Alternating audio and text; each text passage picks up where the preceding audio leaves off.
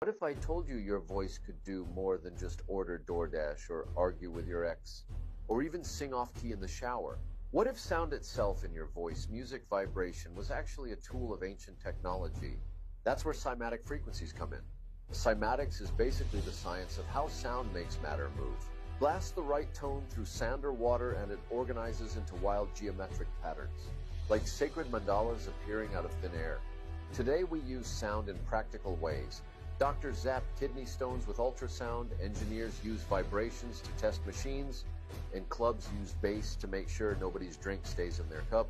But imagine using that same principle on stone walls or even entire cities. Ancient civilizations seem to know this secret. Egyptian priests were said to lift stones with chants. Tibetan monks hit throat notes so low they sound like subwoofers built by God. Even the Australian didgeridoo is like ancient dubstep, 40,000 years old and still shaking the ground. They weren't just vibing, they were literally vibrating reality. Now let's talk about the walls of Jericho in the Bible. The story says the Israelites marched around the city for 7 days, blasting trumpets. On the 7th day, everyone shouted, and boom, those walls collapsed.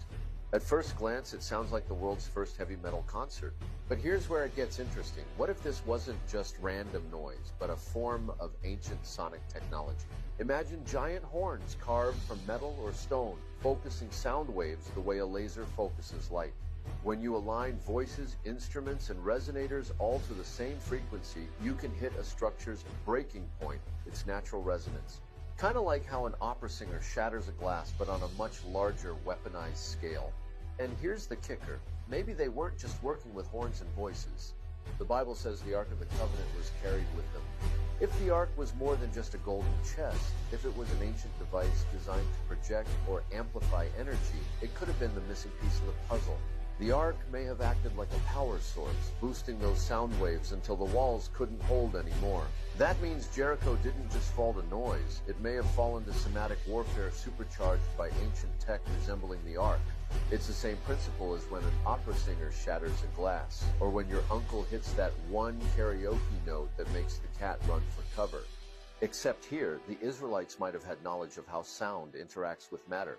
And instead of breaking glass, they broke down an entire city's defenses. So next time someone tells you to quiet down, just say, "Relax, I'm practicing ancient frequency warfare, Jericho 2.0. Smash that like button, follow for more ancient secrets, and remember, sound doesn't just travel, it transforms reality.